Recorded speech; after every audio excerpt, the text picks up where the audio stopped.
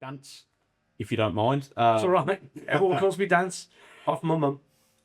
Local broadcaster, musician, TV star, personality. We could go through the list infinitely, but we'll get to that. So could we start with you just giving us a little bit of an introduction for those that don't know you? Well, right now, these days, I'm a radio broadcaster, national radio broadcaster. I've been working for talkSPORT now for 20 years. Started as a reporter there in 2004 and became a show presenter and also a commentator. I do more commentaries than anything else there now. Been to several World Cups and European Championships. Also commentated on cricket and darts and things like that. I also currently work for Planet Rock as a presenter of my own show on there, playing sort of classic rock stuff. I started out at BRMB in my broadcasting career. Yeah, that is at the back end of the 90s. I was the flying eye. I was the stadium announcer here for about 18 months at Birmingham City, which was an incredibly proud moment as a blue nose to do that job. I did. It's been a strange old ride. Well, normally it's where I am now. We feel like we grew up, yeah. I was literally around Birmingham and BRMB, and it's just been our childhood and adulthood, and I think we've kind of you were the flying eye journey with us. You were the flying eye as I left school and into my first job. So literally, you're on the radio every morning. Yeah, but we'll get to that. We'll get to that. Pace myself. Yeah, and excited. Yeah, we can go too far too quick. So what we normally do when we're talking to people about the jobs that they ended up with and their occupations, it always normally is people leave school, do something, and then they get kind of a yearning that they want to do something else. Mm-hmm. But you're a little bit different, aren't you? In that you seem to have left school, you've got a job, you're working in retail initially within music. Mm. So you've got your family were all musicians, weren't they? Yes. So did you know straight away what you wanted to do? I had delusions of grandeur from the age of, wasn't quite as early as 10, but certainly by the time I was a teenager, I thought I was going to be a rock star. I have two older brothers, and I grew up, when I was a little lad, they had albums by bands like Thin Lizzy and Deep Purple and Rainbow in the house, and I would listen to those and really like them. And then my brother said, go off and like something, you can't like what we like. I was being the irritating little brother. So I went round to my cousin's house. I would have been 9 or 10 years of age at this point. My cousin lived just round the corner from our house in Solihull. Went round there. I said, can I have a look through your record collection? Flipped through. I found this Kiss album called Kiss Alive, which was a live album from 1975. I took it home. I put it on. And the first 5 songs on side 1, tracks 1 to 5, no exaggeration to say that was a life-changing moment, hearing that music and just this is I love this, the energy, the drive, the sonics of it.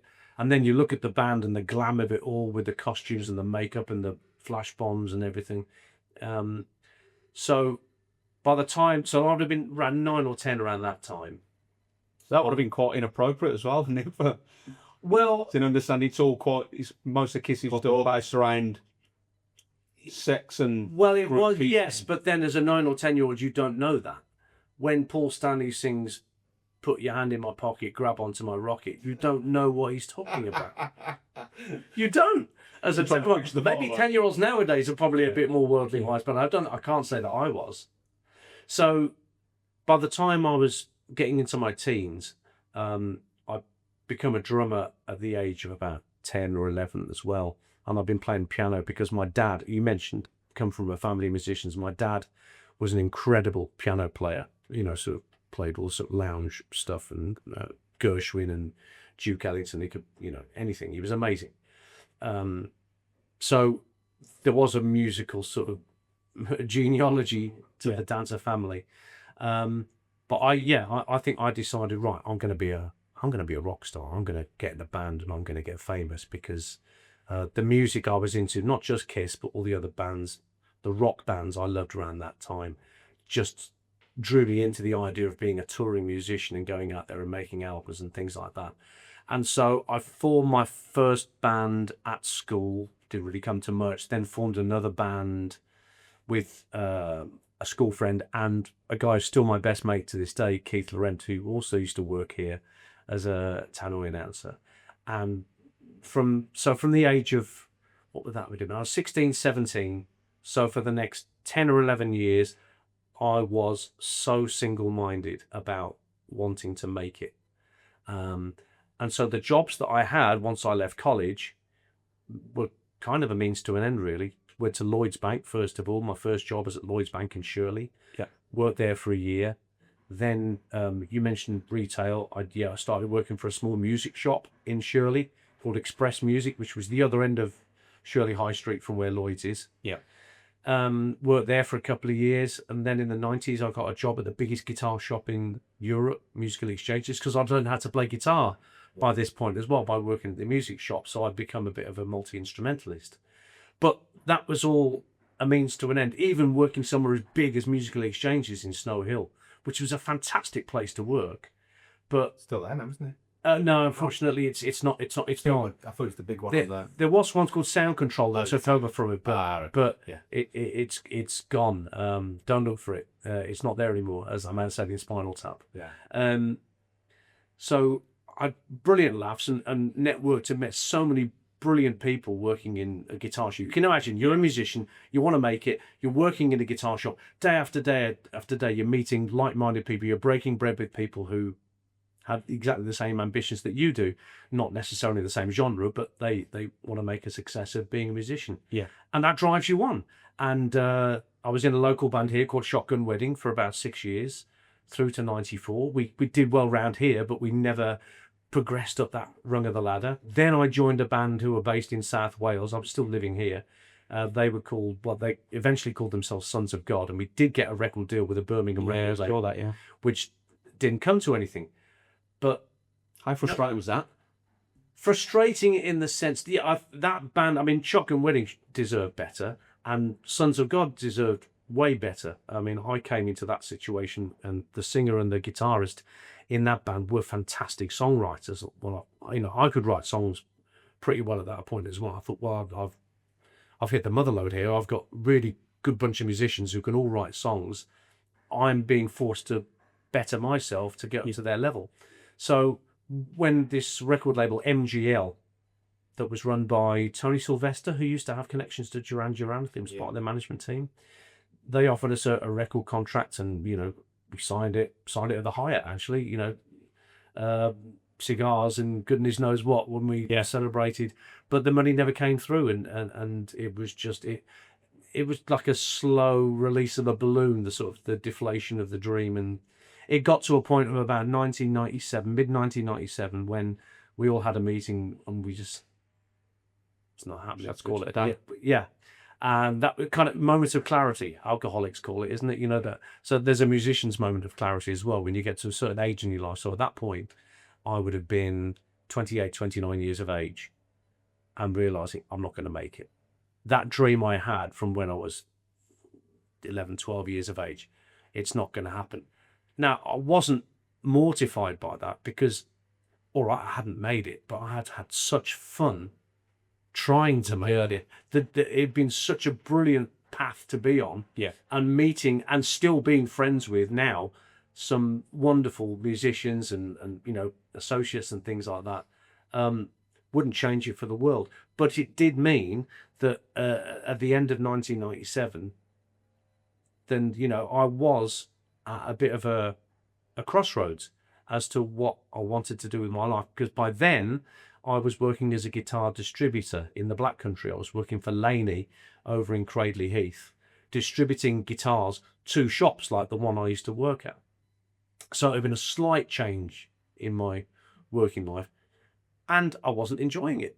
It was a very lonely job, actually, compared to the camaraderie you get here working in a guitar shop with loads of other people. It was a bit different.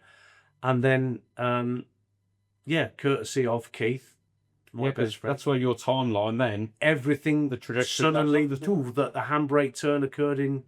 So how did that come about? So for the record, so this is, you were doing impressions for friends and family. Yes. And then your friend has then sent a tape of you Well, no, he didn't even send Or a tape. letter, was it? He said he wrote this. So I was still working at musical exchanges at the time. So this is early 1997, and Keith Laurent had sent a letter to Tom Ross at BRMB saying, "My mate Ian, he does impressions of Trevor Francis and Graham Taylor and Des Lynam and Alan Hansen down the pub. We think he's hilarious. He should be on the radio." And he told me that he only told me that he'd done that once he'd sent the letter. He said, "I've sent the letter." I was like, "What have you done that for? You silly bugger," you know. And I thought nothing more of it until one day I was cleaning the guitar counter at musical exchanges, you know, dusting it down. And I remember the tannoy finger, line 4 for Ian Danter, line 4 for Ian Danter is Tom Ross. So we put a competition. no, I thought it was Keith. Yeah. Putting a voice on, having me at it, so I pick it up and it's like, hello, and it was Tom, because Keith can't do impressions, so I knew it wasn't him. I knew it was Tom, and Tom told me that he'd had this letter, it had interested him, and would I record something for him? So there wasn't an audition as such. I was basically told what he wanted. He wanted a 2-minute maximum sketch involving sort of local topical issues, but using whatever football voices I wanted, to go out on the Saturday afternoon show prior to their 3 o'clock kickoff, whatever Capital Gold Extra AM, I think it might still have been at that time, was playing out, whether it was Blues Villa Albion, whatever. So I said, yeah. He said, "I can't pay you for it." I said, "It's fine, you know, it's something to do. It's just a string to the bow." So I went into the old BRMB studios on Aston Road North the night before it was due to go on air with a script that I'd written at home. Keith came with me as sort of moral support. I met Tom's producer, Guy Jogo, and we just recorded it. And it got played out the next day. So whether Tom heard it in the morning and said, "Yeah, that's fine," or whether he just said, "Just play it out," I'm sure of Lee. Oh, so there was no margin for error. You just did it. Yeah, I just knew I had to keep it clean and keep it local and keep it topical, and you know, and keep it to under 2 minutes. So I did that, and 2 weeks later, his producer ran back, "Can we have another one?" And that carried on through to the summer, by which times I had switched jobs to go to Cradley Heath. And of course, you know, June, July, I don't get any phone calls, and it kind of drifts out of my mind. August comes, my phone goes at my new job, and it's a new producer Tom's got who's saying, "We'd like to use you again for sketches. We can pay you this time."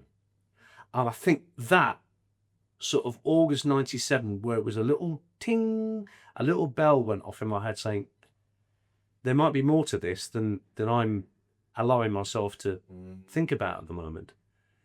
And sure enough, we fast forward to February of 98. And again, I'm at my desk at Cradley Heath, and the phone rings, and it's Tom. He says, "Dant, can you come in about half an hour?" I said, "Well, I've got stuff on. I need to see you." Okay.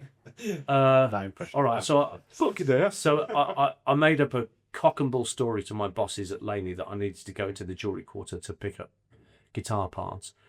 Took the works van, drove into Aston Road North, parked up, and Tom met me at reception, took me up to the programming floor, where I've been a couple of times, and walked up to the this door that said program controller, knocked on the door. I was ushered in and met the program controller at BRMB. I'd not met him before that time. His name's Paul Jackson, son of Richard Park, the Fame Academy, sort of austere judge. And he basically offered me a job.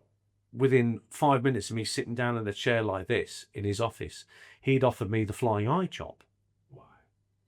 Because Tanny Gooding, who was doing it at the time, was going to go to work with Les Ross in the studio on the BRMB breakfast show, like as a double header. So there was a vacancy in the Flying Eye, and Paul, having heard my sketches, thought I would be the guy. So he's offered me the job there and then. I'm sitting there thinking, shit. You've got the wild one outside for your current job. I've got to, yeah, well, the funny thing what you said, I'd like to start next week going up in the plane with Tammy for her final week and learn the ropes. And then the week after, ostensibly, you're on your own. The funny thing was that next week I booked off work, not to go anywhere or go on holiday or do anything. I just needed to get away from it. So it fell in my lap that I was able to then go up in the plane with Tammy that next week, watch her do what she did from a technical point of view and from a verbal point of view, learn what she was doing and how she did it. I got to do a couple of bulletins on the Friday for Tony Butler's Extra AM breakfast show. Then that was it. The next week, I was it. So the Friday afternoon after I had my training week, I drove to Laney, gave them the pill, said, sorry, I'm off. Did they believe you? Did they take that as a, I'm going from this to I'm going to do this? Lyndon Laney, who was the head honcho at Laney Amps, he was not happy, but understood, I think, about the opportunity that had suddenly presented itself to me. That didn't mean he was going to be thrilled for me, but I think he understood that from my perspective, it was a no-brainer. And so Too good to turn down. So that next week, my broadcasting career started in earnest. Wow. It's funny, isn't it, how these things and karma and the universe just finds a way. Yeah. So you've spent your whole life trying to do one thing, and then an opportunity that you weren't even looking for taken a completely different direction. I'd done radio at Sixth Form College and enjoyed it. And we actually had Terry Christian and Radio 4 schools and colleges come to host a show from Solihull Sixth Form College.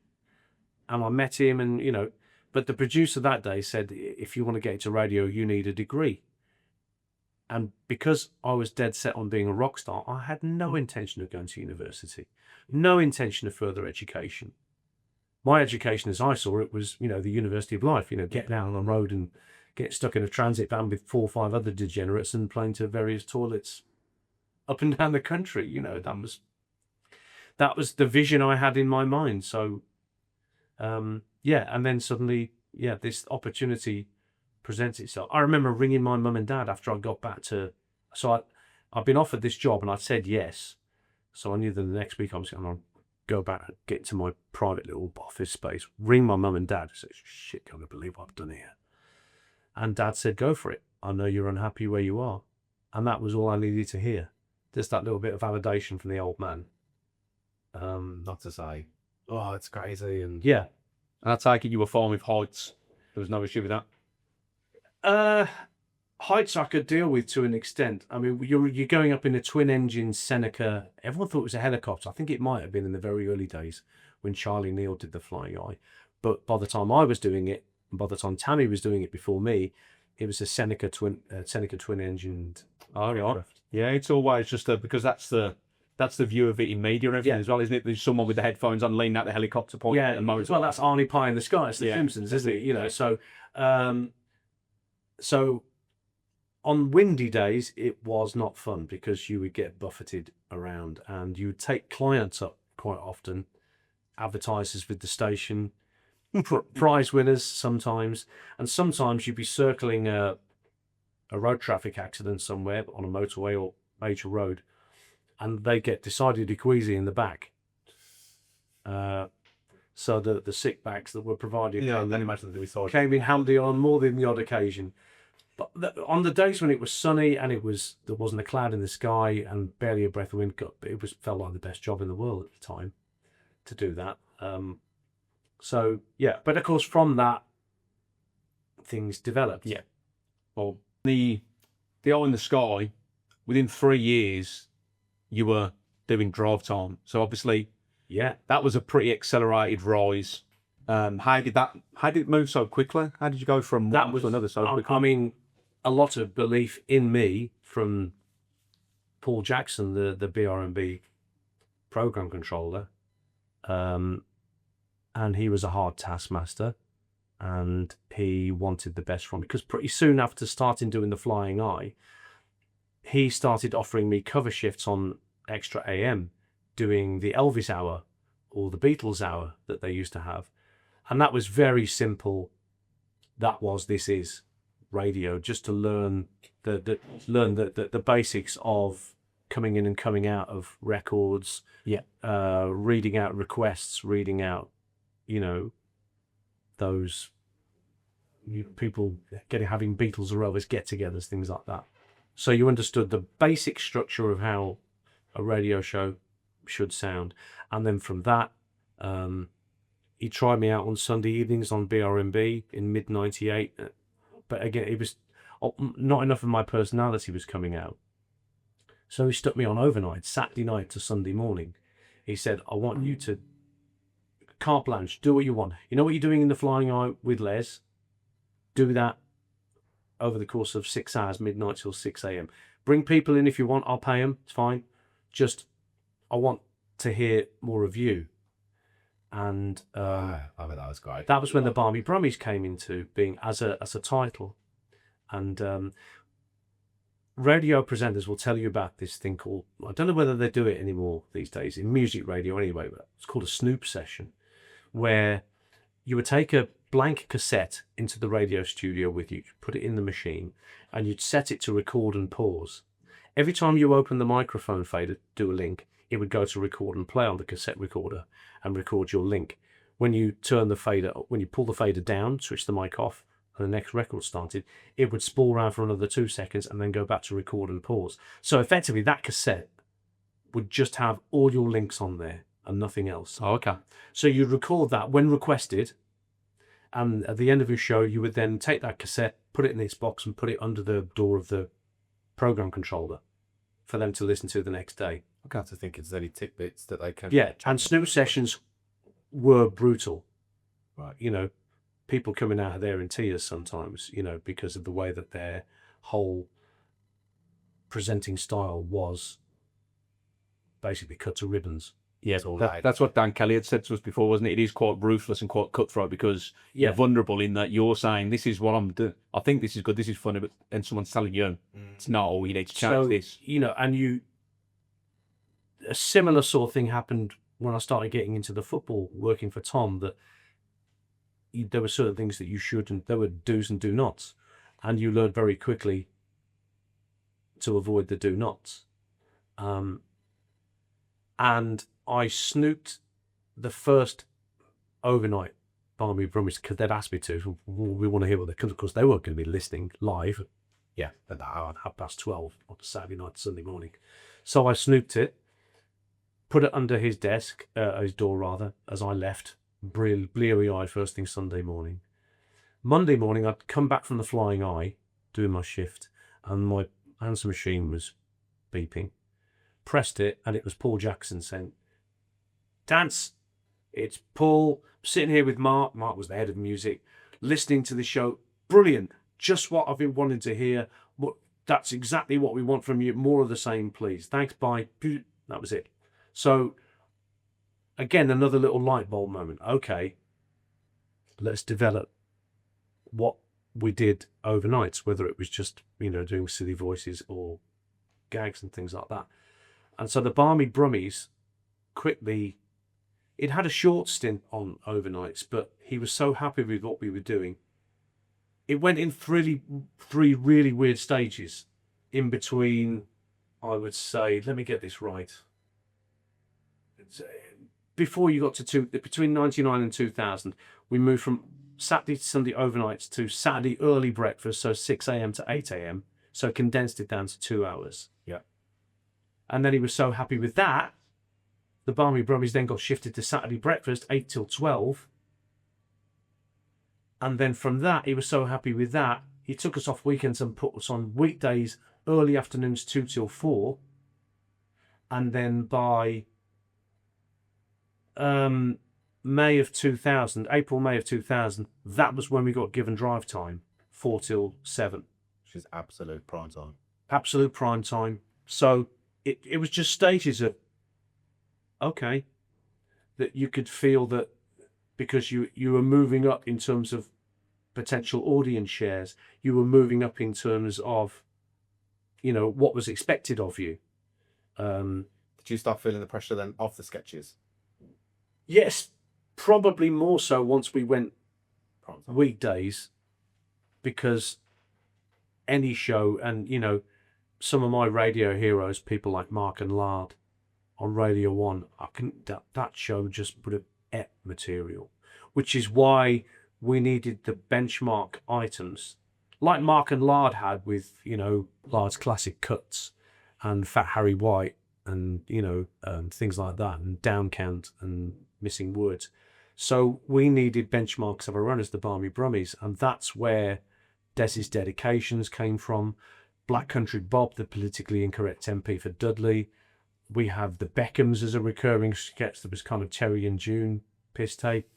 We had the Mr. Men stories, like fake Mr. Men stories read by Arthur Lowe that didn't actually make the cut from the ones that we saw on telly or read in books. And they were important because, they weren't topical. They weren't necessarily having to be topical. Yeah. But there was plenty of topical stuff you had to do.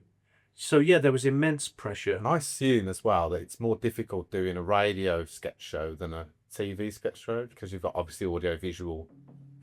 No, not really. I love theatre of the mind. Theatre of the mind. So, Black Country Bob is this loudmouth MP for Dudley who shouts his mouth off at Tony Blair across the dispatch box at Prime Minister's Question Time.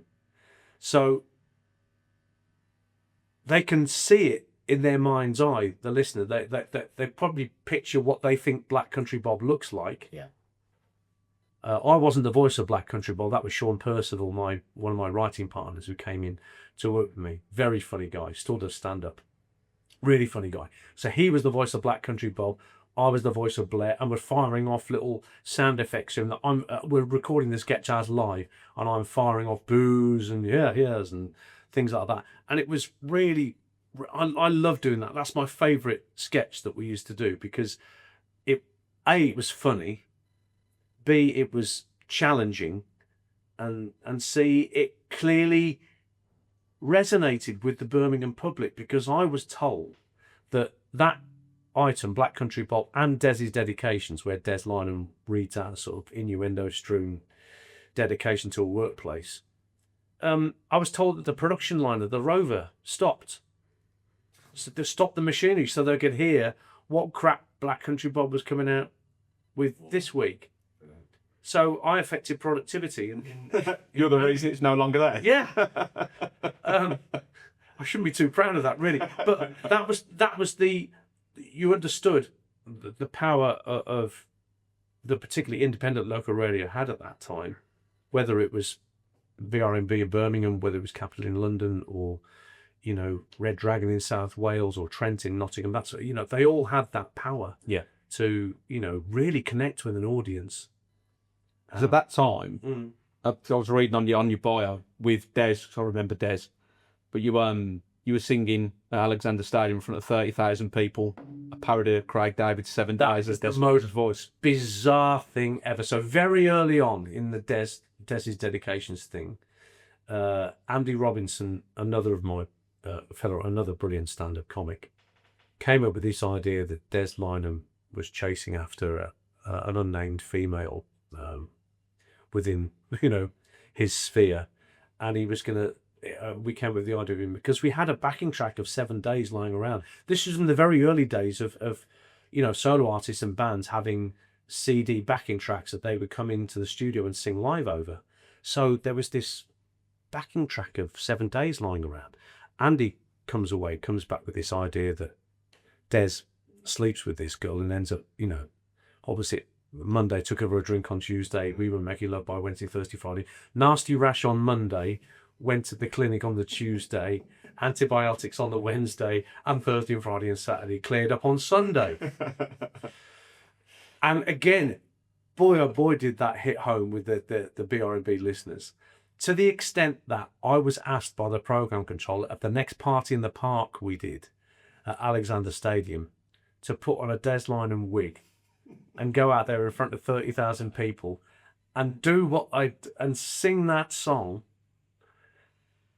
in front of and I got a wild round of applause. It was just, I mean, you know, I'd spent years before. I thought, yeah, you know, all the years playing all the toilets up and down the UK, thrashing around on my drums, and you know, never thinking.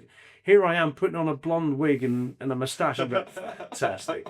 And suddenly, I've hit another line. You're finally getting it. You're finally getting the recognition. It's acceptance, you know, for doing something as daft as that. So, yeah, again, you understood the power of what a good sketch or a good character or good local radio can do. It just because at that time makes people laugh. Yourself, Les Ross, Jezza. Yes. I mean, this was the time. This was around the time with the Two Strangers wedding, wasn't it? And it was national news, wasn't it? Yeah, everything was national news at the time, right? The BRMB had their highest ever reach, you know, percentage of audience share around that time. Because yes, you had Les Ross in the morning, Graham Mack doing his brilliant comedy stuff, sort of 9 till 12.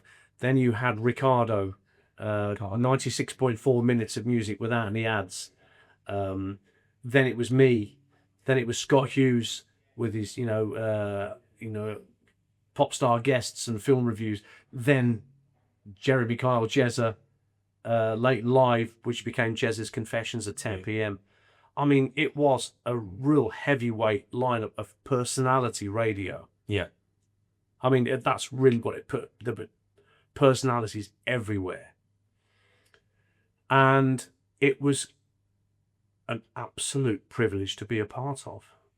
And because of the unorthodox route I'd taken, certainly compared to anybody else, there were times when do I deserve this? I feel it's a little bit fraudulent that I just sort of almost been fast-tracked into this position of being the drive time presenter, you know, over and above certain others who might have argued they deserved that role.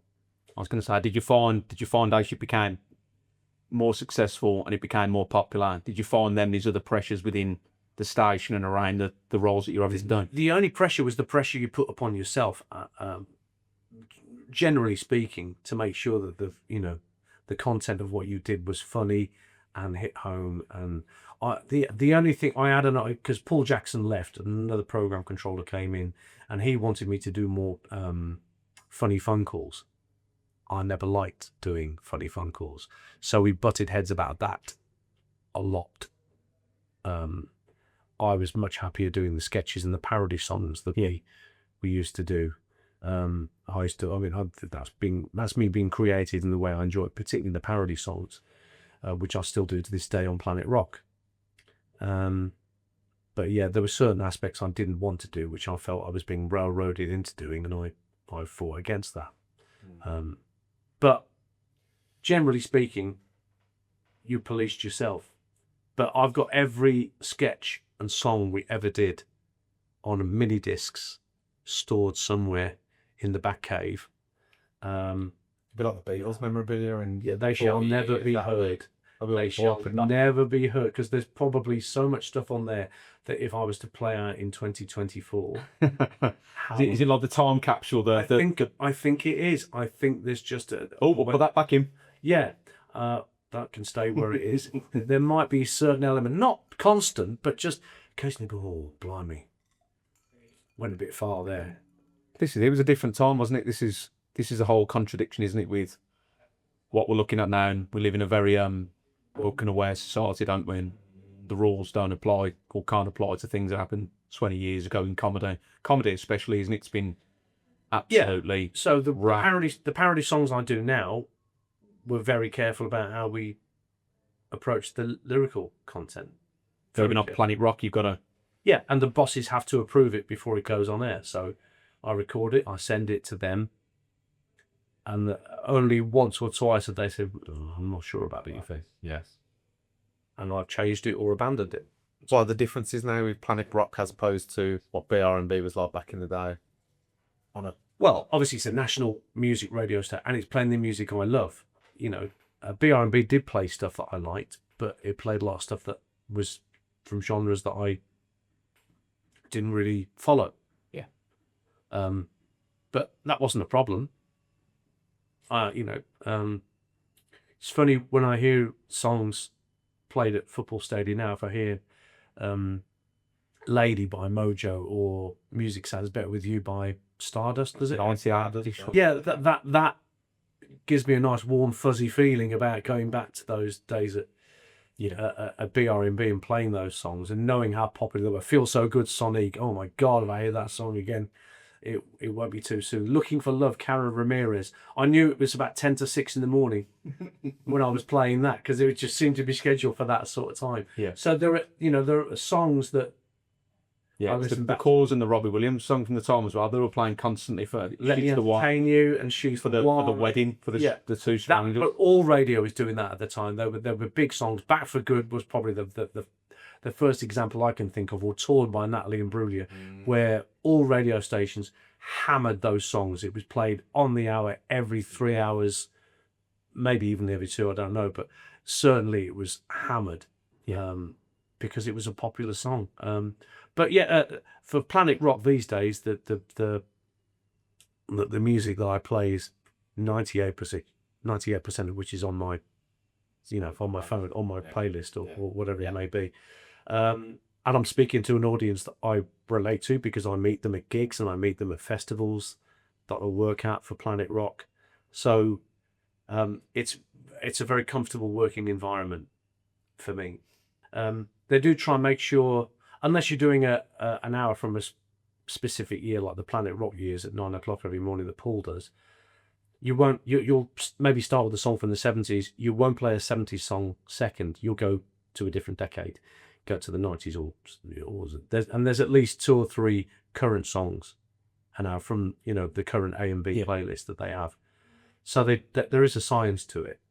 Isn't there a rule as well that you don't play a female artist and a female artist and a band or a... No, I don't think that. failed. No, I don't think that. I know I've played Hart and Stevie Nicks back to back. I'm sure I have in things like that. Yeah, that doesn't happen. Yeah, that definitely well, it's certainly a Planet Rock myth. Whether that applies to Capital or other radio stations, I don't know. But no, Planet Rock is there's a structure to it, but it at least allows me to be creative with the parody songs that I've put together because it gives my show a unique selling point, and the listeners seem to enjoy it. And sometimes I come up with a parody song that I thought I've done all right there. I did one for Marillion. Fish was selling his gaff in the West Highlands or something, so I did a version of Lavender, all about the lavatories, because he's taking it on the tour of the house. And I didn't realise I could sing vaguely like Fish. Vaguely. Enough to make it sound funny. Yeah. So, Have you ever dropped one that you thought was absolutely banged on the money and it fell flat? Ooh. Or the other way, where you're like, and then it's just gone mental. Sometimes you're not... Well, I mean, back in the day on BRMB, there was a story about a blaze at a Centre Parks. Nobody was injured. So, right. So we did... and I had to put it all together with the drum machine and guitar and bass bouncing track. We had to do a version of Blur's Part Life, and it was Centre Park Fire. I get up when I want, except yesterday morning when I was awoken by a raging inferno. Centre Park Fire. So this is about the year 2000. All the people, so many people, they all go. Ah! But I had to stress before I played out, nobody was hurt. It was just a fire that had to be contained at a Centre Park somewhere. And I thought, when I was putting this is going to get me in so much trouble, and it didn't. It actually went down really well with the listeners. That's brilliant. How many listeners have you got now, Planet Rock? Oh, over 1 million. Over 1 million listeners per week to Planet Rock. It's one of the biggest digital only stations. Wow. It doesn't have an FM frequency. It did have one around here, 105.2 for a little while, going back 10 years or so maybe, but no, as a digital station, it's got, it's 25 years old next month, and it's, still going very, very strong. Excellent. It's great. It's amazing to be a part of it. Because I'll do it remotely? Yes. Yeah. You can. They do have studios down in London, but you can work from home and record remotely, yeah. Have you got a home studio as well? Is that where you record your... Yes, I've got. We put parody songs together there, and guitars and electronic drum kit and things like that. No, so I'm self-sufficient in that regard. Yeah. Okay. So, radio, unbelievable success. You then transitioned to TV. Yeah. How did that come about? Well, I was released from BRMB in the summer of 2002. I wasn't expecting it. They had a complete, that program controller who came in, who I mentioned, who disagreed with about funny phone calls. He was making a lot of changes. Graham Mack had gone. I went not long after Les went. It was a complete change from personality radio to more music they'd read. They basically just wanted to get more songs away, per hour. I was one of the victims of that.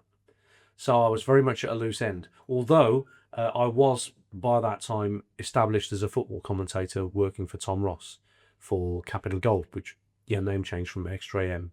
So I kept my hand in there. But I was looking for something else to do. And that's where a guy called Steve Bennett came in, who was a massive fan of the Barmy Brumies, who was launching a shopping channel in Redditch. And So how did that come about? He just friend of a friend, can I get one of in his touch with it? fellow board members, Debbie Cavell, used to be the lady that relayed me information when I was in the Flying Eye. Right. To say, you need to go here to check. So we had a friendship. Became presenter of the show. Yeah, she became part of the presenting team of this this shopping telly channel, which went through a number of different names before it settled on a format called Snatch It, which was like a reverse auction channel, which was very, very successful. And the whole ethos of this TV station that I joined was irreverence and, having a lot of fun with it all, rather than being, stiff bats and QVC and, Disruptive. Yeah, disruptive, slightly anarchic, but still, call to action. Or this is what's on. This is what the price point is. Blah blah blah. And it took off. It really took off, and there were 7 or 8 of us who were on shift work. So, it was a mad time. And then from that, a guy came in one day who was a gemstone dealer from Thailand. American guy called Canadian, forgive me, I can't remember. But he came in to meet Steve. So this is early 2004. And from that one meeting that you had, suddenly the whole ethos of the station changed. It was now going to become a jewelry channel, Gems TV, which is still going now. It's 20 years old this month. Yeah, because I heard in your information you went out there, didn't you? Yeah, I went out to Thailand and we did a training course. All the presenters, and there were quite a few by this time, a good, 14, 15 presenters who worked on different shifts, learning about gemstones and learning about, mining and, cutting of gemstones and gold, silver. Product knowledge. Product knowledge, absolutely. So you would then come back from that training course and be ready to be knowledgeable. Then the channel became a little bit more austere, still a little room for fun. But the wild days of, karaoke machines and as the gems got more expensive, we got electric scooters were, that was gone. It was basically gems. But again, it proved wildly successful, proven by the fact that it's still going now. I probably worked about 5 years of those studios in between the various different formats that were tried. Loved it. Another string to the bow, I suppose you could say. How was that as a transition going in front of the camera from behind a mic in a studio? Oh, that didn't bother me. No. That didn't bother me, really. I do have a face for radio, but I wasn't fussed about being on camera. I didn't feel particularly self-conscious. And when you're working in an environment like that, where it's just anarchy, all your inhibitions will drop away immediately, or they'll get even worse and you're not going to last. So, well, we spoke off air, didn't we? Then Drew and Lucy and yes, I kind of have done some work with them in the past. Well, a lot of these people, Drew and Lucy and Teo, just to speak to them, they're born entertainers, aren't they? And they worked in like an acting drama company called Crag Rats and things like that. They used to go around schools and perform plays for. So they have this incredible self-confidence to perform I bet that's infectious, that is. Yeah, and that was taken into the selling job, because I had been a salesman not 5-6 years before, selling guitars, so I knew how to sell to people. And one of the basic premises of sales is people buy things from people they like and they can empathize with, and like speaking to or hearing from. So everybody that was involved in Snatch It, or then Gems TV, was, I thought, a likable, friendly, approachable person, and the sales figures proved that we were likable, and we were offering something that the public wanted to to delve into and buy. But no, I had no problems going in front of a camera, particularly. Do you remember the information regarding the gems and the jewels? Yeah. Well, some of it, yeah. I couldn't. If you ask me what September's birth and sapphire, I can still remember certain things, but it's like French. It's like we do French at O level, and then you go to France 10 years later, it's all gone. Bits. Yeah, bits. Just little bits. But I suppose if you stood me in front of a camera there now at Gems TV and said, sell that tourmaline bracelet, I'll probably muddle my way through it. Get some of the way there. Not completely, but it's a different skill set. Yeah. To what I'd done before, and it was a valuable skill set to learn, definitely. Have you ever been offered other TV since? Nope. No. No, I've always been... I suppose radio. There's nothing. So Birmingham Live, just digressing slightly. Birmingham Live and stuff isn't here anymore and stuff like that. But I think you probably. I was there when that was launched. I remember when that stagnated. Topless Darts. Oh yeah, live TV. Yeah. Well, I remember being approached by them. I went in there and I did a couple of bits with them, but no more than a couple of bits. There was never any sort of. If it's Peaky Blinders. Well, I'd go in there as a consultant on the Birmingham accents, I think. Yeah. It does need it in parts. One or two. Yeah. One or two, but then they'll say that the Birmingham accent sounded like that in the 1920s. So who am I? I wasn't around at that time, so I'd ask my granddad, but he's not here to ask. So, there we go. Down here at St Andrews, Knighthead Park at St Andrews, it would be remiss not to discuss the club currently. Within your bio as well, you mentioned commentating and interviewing Trevor Francis. So Trevor Francis, yes, as one of your first actual, was it post-match, pre-match? Pre-match. Oh, were you getting the nod on the team? I was getting the nod on the team. So I've been working for Tom for a little while, BRMB Capital Goal at that time, and he sent me to Bristol Rovers for a League Cup tie, Bristol Rovers against Blues, and he said, Trevor will give you the team, go to the tunnel and ask for him and he'll come and see. Okay, all right, so I'll ask. This is my first hero, I've got a blue shirt on underneath this, which has got the number 8 on the back, the old Penguin strip. Beautiful, beautiful strip, and I've just Trev's number. So I do as I'm told. I get set up in the stand. I go down to the tunnel of Bristol Rovers. So could you let Trevor Francis know that Cap and Gold is here? And he comes out and I go interview him. I get the steal on the team. I finished the interview with my cassette recorder. Thank you, Trevor. Speech after the game. And I'll switch to cassette player. And he just went, 8 out of 10, very good. And turned around and walked back down the tunnel. He was marking me out of 10 for my interviewing style. Because I think he'd probably been tipped off by Tom. There's a cub reporter coming down to. There's a rookie. Rookies, yeah. Yeah, be nice. Don't throw him under the bus, don't custard pie. So that was first thing I did was ring my dad. I've just spoke to Trevor bloody Francis. Because, my dad was a blue nose, my granddad. My great uncle Jack used to work here. Jack the Hat, Jack Danter. He did all sorts of menial duties around the stadium until he was in his 70s, from sweeping the terraces to helping with the turnstiles and everything. So the Danters had a real connection to Birmingham City. So to come back here in any role, whether it was to do the stadium announcing that I did here at the end of the 90s, or to come back here as a commentator, as I still do now for talkSPORT, it's not lost on me how fortunate I am to get to do that. Because, yeah, I love this place. How could I not? I first came here when I was 6, I think.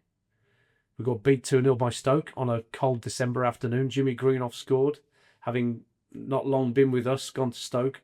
So my first game here, I was taught, This is what Birmingham City will do to you. Ex-players will come back and haunt you, you know. So it was the perfect indoctrination into life as a... Joys and sorrows. Yeah, exactly. Well, mostly sorrows, right? But it's been a few joys. Well, it seems like so with everything going on down here now. Mm-hmm. Because again, reading on your bio, your thoughts on Trev and how long it took and how close we were so many times when he was manager. Mm-hmm. And you'd like to think that obviously before he passed, he took credit in the team that went up. And I know that they were saying around the club that the Trods, mate, after the Chinese ownership, the Trods to kind of build bridges and get him involved, hadn't they? But they hadn't been able to do that before he passed. So you like to think that before he went, he knew what the club, the people around the club, what he meant to them. I hope that he knew the day we got promoted at Cardiff what part he played. I hope he knew that day, and I hope that somebody, it could have been Steve Bruce, might have called, but I mean, he came back here 3 years after that. Martin Granger's testimonial.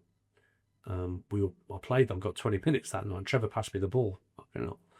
But I'm sure I said to him that night, you know, in all seriousness, I hope you understand what me and all right-minded Blue Noses think, that there's a big part of us getting into the Premier League was down to the groundwork that you did from, you know, 96 to 2001. It shouldn't be forgotten.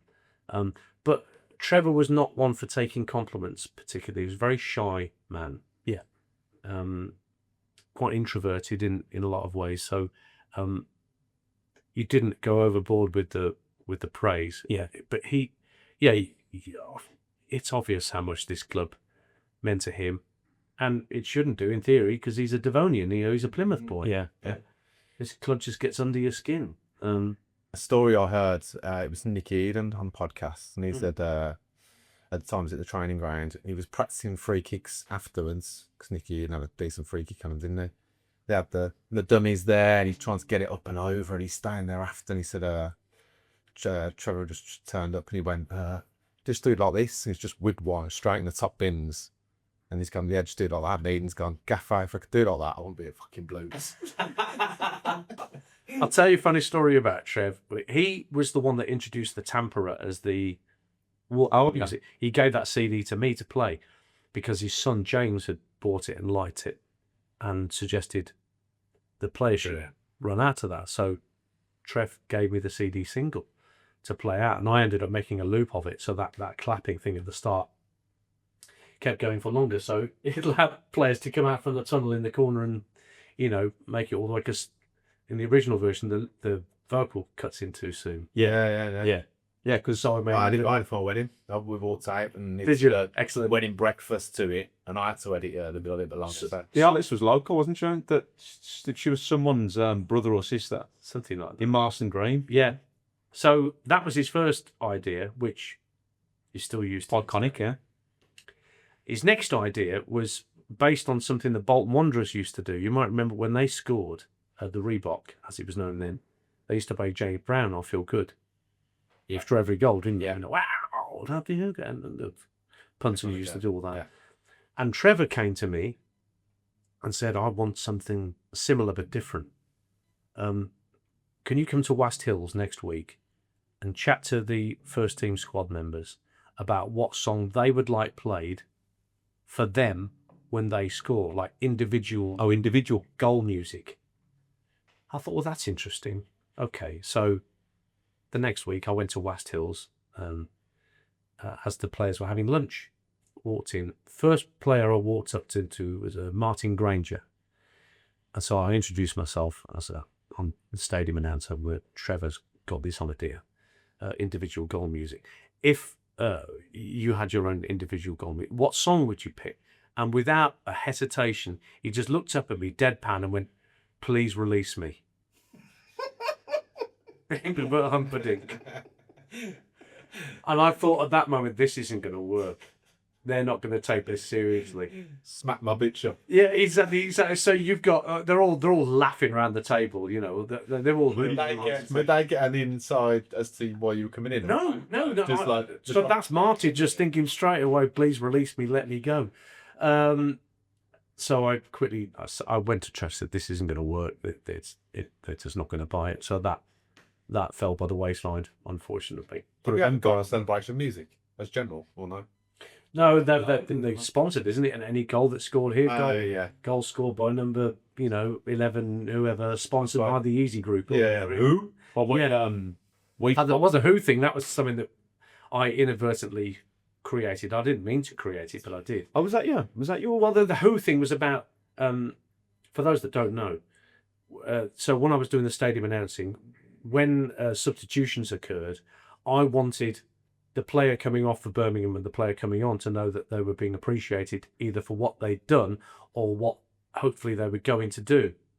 So I would leave a gap. So I would say substitution for Birmingham City, replacing number 9, Dele Adebola, pause, and that would mean round of applause from around the stadium for what he'd done. Coming on number 11, Peter Unlove, and he'd get a round of applause. Now, just because of muscle memory, I started doing the same for the opposition teams as well. And the Blues fans, being the devilish, rogues that they are, only in little pockets at first, started going, who? When I would say, coming off for Barnsley, number 7, David Flitcroft, who? Number 11, person face, who? And then it grew and grew and grew. It's the way you put the doubt. Yes. I did that to a degree. Yeah, the best ever was when Newcastle came here in the League Cup. Bobby Robson's Newcastle United. They had a man, Shay Given got sent off, I think, goalkeeper. Percy scored, and we were 2-0 up. Shearer was playing. There was about an hour gone. And in those days, the substitute wasn't on the LED boards, it was on the cards. I remember, And Rob Shannon, Blues fan legend, sat beside me in the commentary box. He suddenly digs me. Aye, they're getting number 9 ready. Shearer's coming off, and oh my God, what a moment is this going to be? So I pressed the microphone. The approach, so play stops. It's clear that this, is coming off. Substitution for Newcastle United, and I swear to you. So I'm down there in the commentary box, in between those little banks of dugout seats. All around the ground, it was shh. They wanted complete silence to set up for this moment, and I just waited till replacing number 9, Alan Shearer. 26,000 Blue Noses all did that. I can't remember who came on for him, but he'd have got but they lived for that little moment, the Blues fans. Oh, yeah. So that's something I inadvertently created, and the Blues fans ran with like crazy. So now I don't know if you know who the announcer is now, but he really piles it on, doesn't he? It went away for a while. Well, Keith Laurent, who when I started getting more and more work with Capital Goal as a football reporter, I had to leave this job behind. So Keith Laurent, my best mate, took over, and he once got in trouble when Bolton were here, because he said, replacing number 10, Idiger Johnson, who? Number 12, Bo Hansen, who? I said, Hansen. So he got in trouble for that. And even when I was doing it, we were told that there were clubs that took issue with Oh, really? the way you were saying the way I was saying it. But yeah, I remember it. There seemed to be a tipping point. It got so far, and then it got really, and it becomes such a comical thing. But then it flattened out a little bit, so you get carpeted and. I never got told not to do it. No, I just knew that there had been complaints that had come in from other clubs. But as far as the club are concerned, let them complain. Yeah, because you spoke to Marcus Painter a couple of weeks ago, didn't you? And he played when he marked Ronaldo at the game and he got subbed there. So you'd have had I've seen that on Twitter and that as well, where only Blues fans could say Cristiano Ronaldo, who? Yeah, brilliant. I mean, I love that. That's just so cockeyed. Blues fans are so fast sometimes, aren't they? Well, football fans in general are, but I mean, we've got some of the quickest witted supporters, I think, and that might be down to the years of torment, and that's a lot of humour, isn't it? It promotes that gallows humour and just means that some Blues fans are so quick off the mark. It's you just have to tip the hat sometimes. You go, fair play, lads. Well, it was the Wrexham game on. It was you can shove your Deadpool to Well, they were doing that. Apparently, Keith told me there were people walking back under the Bordsley Bridge, and a bus went past with the Deadpool Wolverine advert on the side, and they were all crowded round this bus. Yeah, I can see it. You're walking Deadpool up your arse, and this poor bus driver. Probably do it on the 50 or whatever whatever route he's doing. He's suddenly surrounded. No idea why are you singing that at me? Has no idea. Can't so explain to his wife later what happened. Yeah. They started singing to me about Deadpool. He didn't necessarily know what advert was on the side of his bus.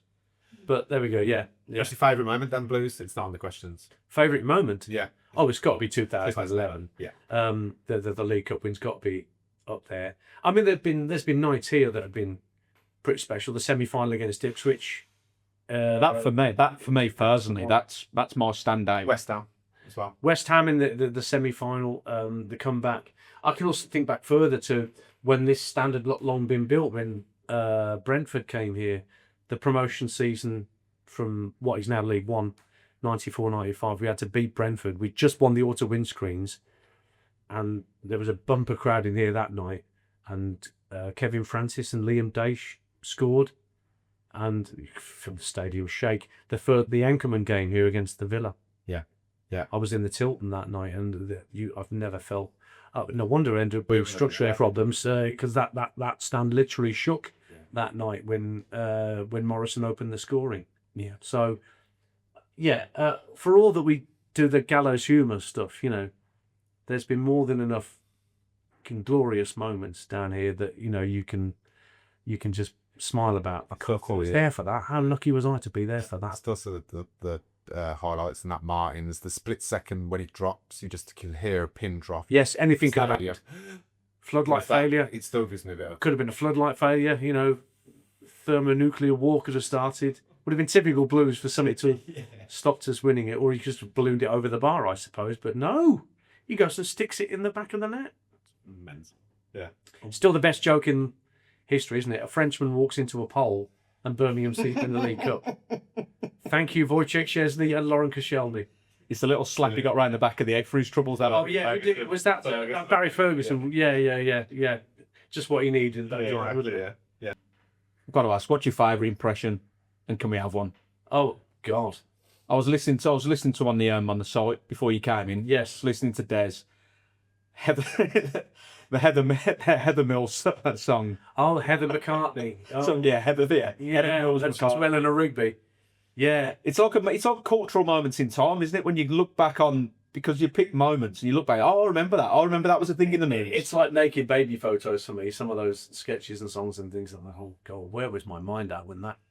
Did you ever go too far with the Des Larnhams in kind of? No, we never a complaint upheld about Des. We once did go too far with Black Country Bob. I shan't say why, but we did go too far and acknowledge it and apologise for it. But that was in our Heart FM days. So in all the time that we were on BRMB, never one complaint upheld. But Des's dedications was no different really to Julian and Sandy that Kenneth Williamson been doing on Radio 4 years before.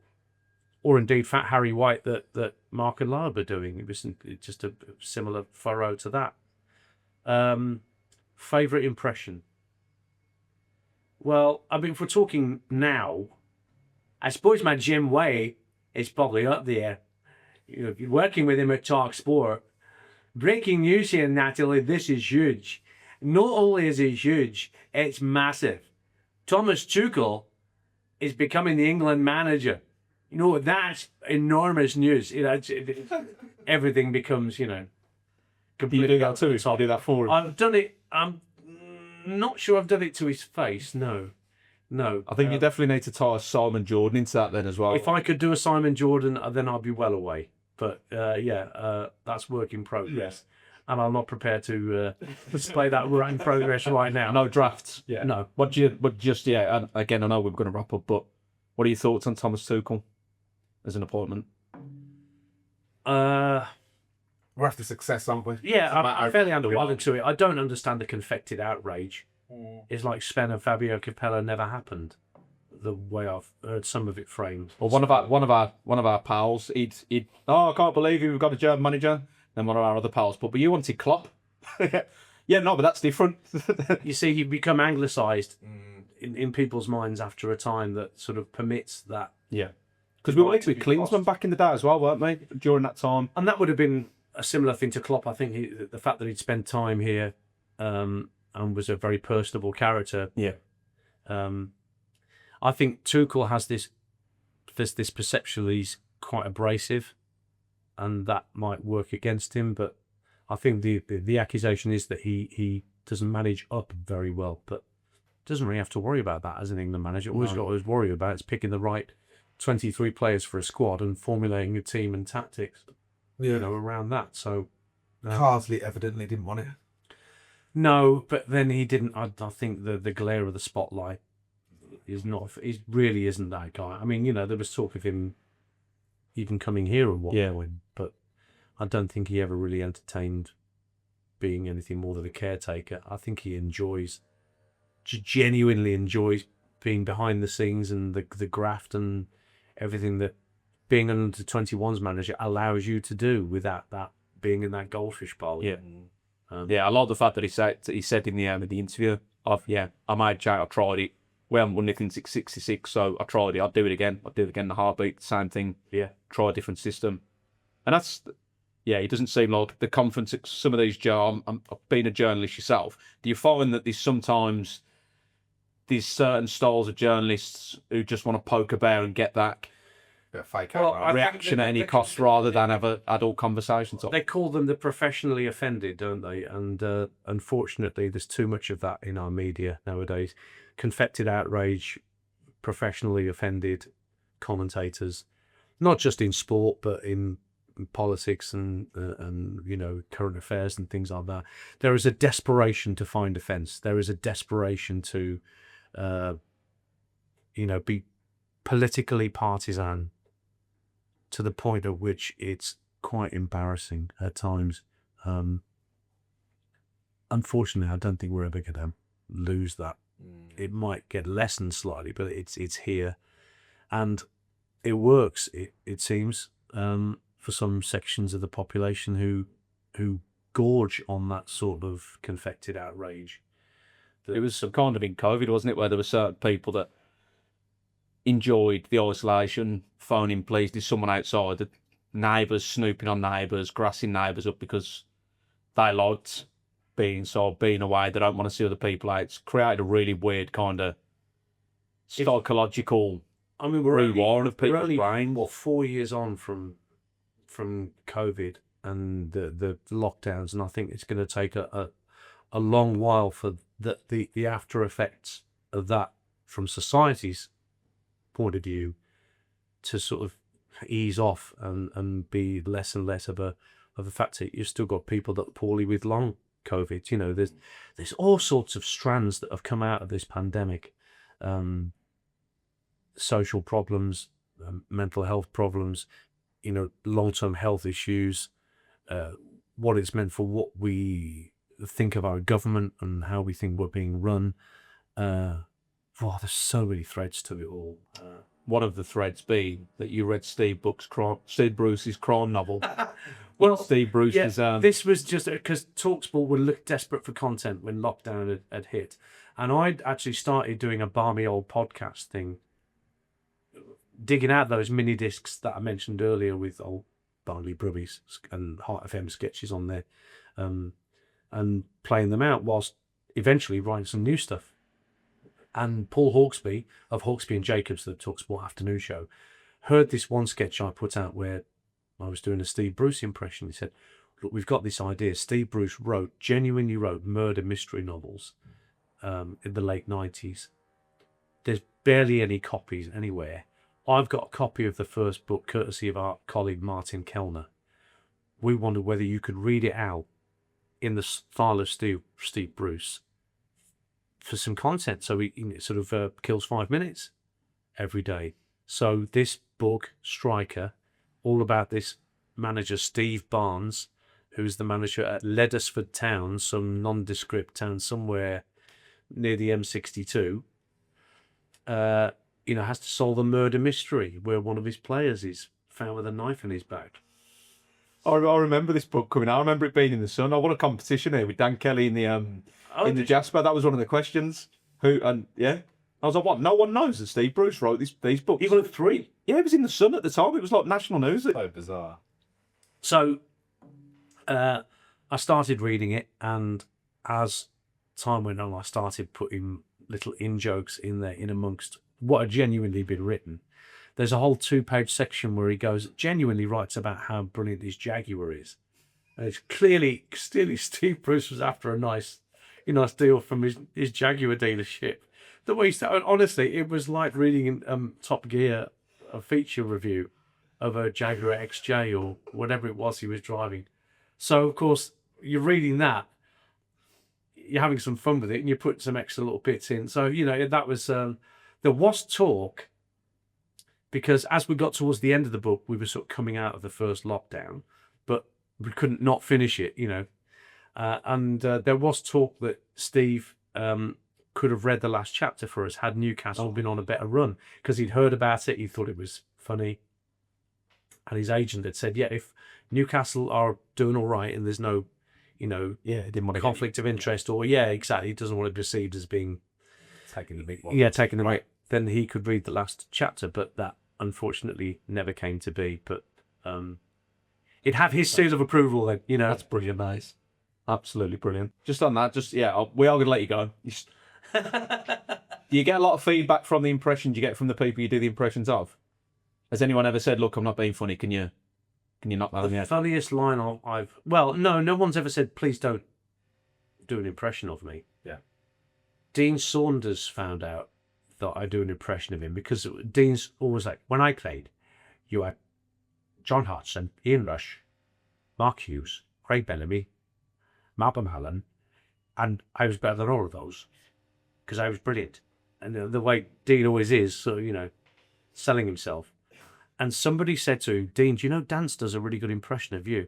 And his response was like that. He said, what, he scored 25 goals a season for 5 years in a row? Okay, that's a good comeback. That's a really good comeback. That is.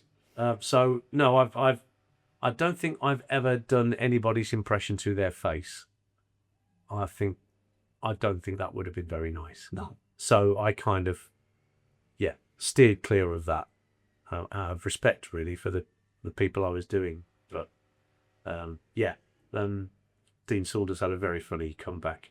Yeah, he's very very quick-witted, isn't he? He's very sharp. Sharp as attack. Yeah, he doesn't miss anything. So what's planned for you? But what have you got? What's your next steps? Next steps. Well, You wrote the book? I have written a book, which may or may not get taken up by a publisher, and it's a book just about my radio time. I have also started writing stuff about everything that led up my band.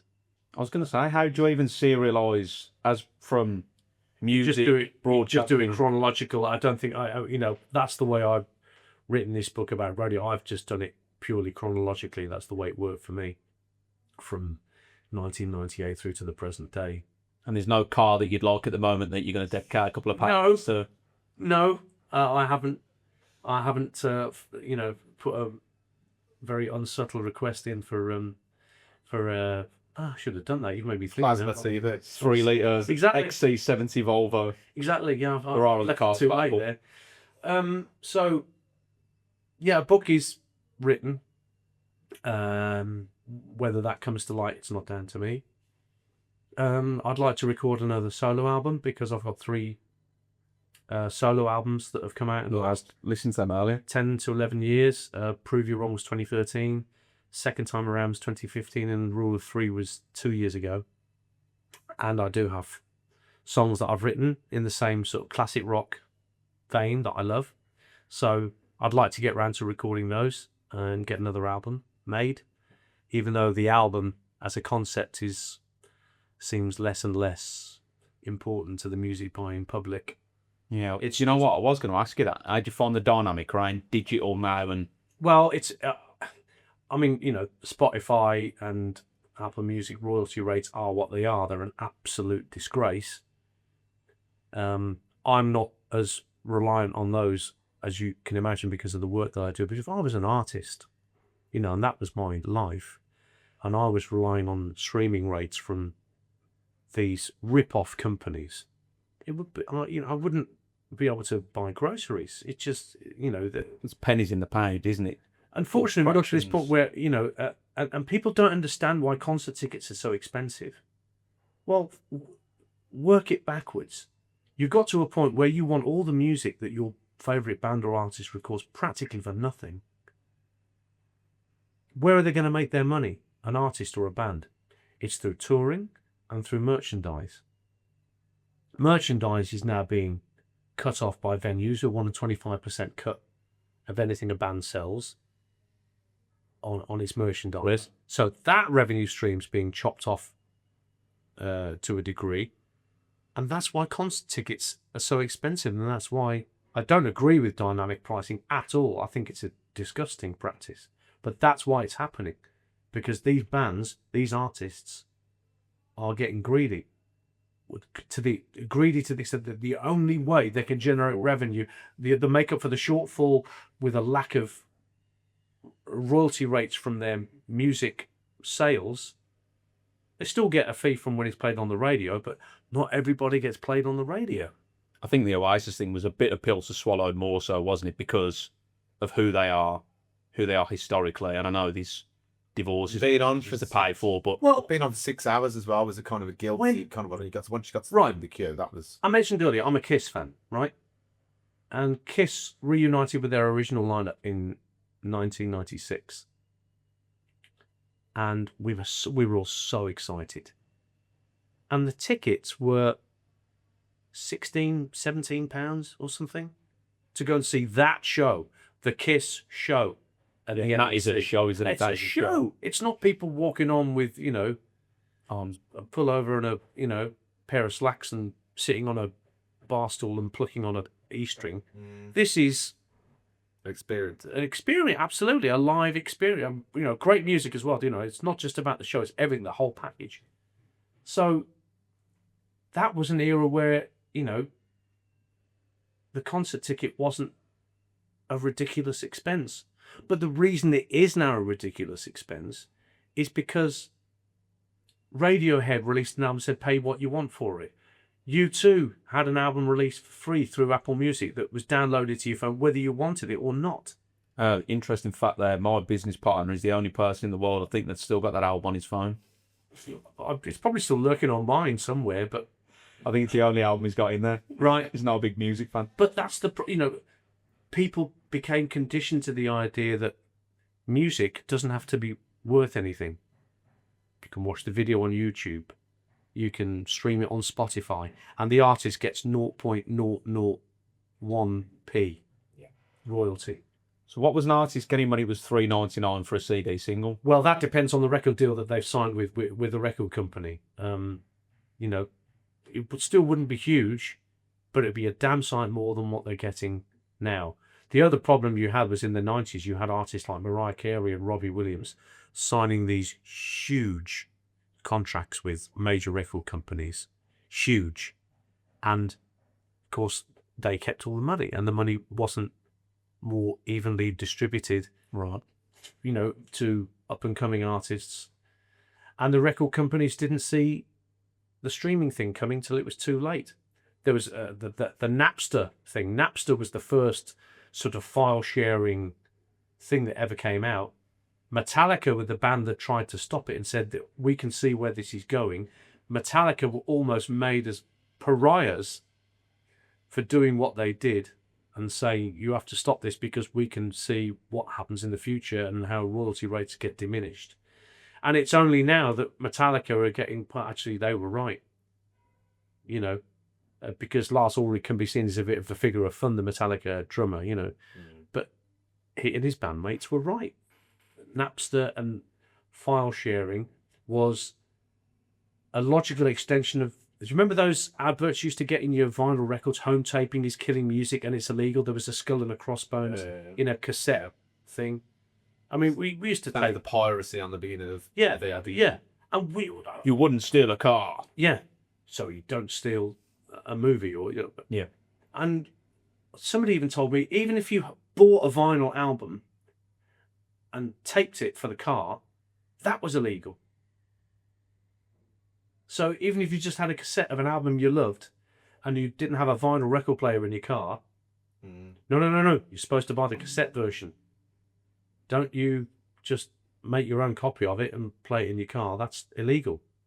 I don't know whether that's true, but that's what I was led to believe. So it was already there, but it wasn't as proliferated as much as it became with the file share, because it was so much easier to file share. Right. I think we can. It's time for us to let you go. Talk to you all day, honestly. Thank you ever so much for your time today. Thank you, guys. It's been an absolute pleasure. It's been lovely being here. It's lovely being here. Lovely seeing you guys. And thank you for taking an interest in a boring old Barmy Brumming. Thank you. Cheers.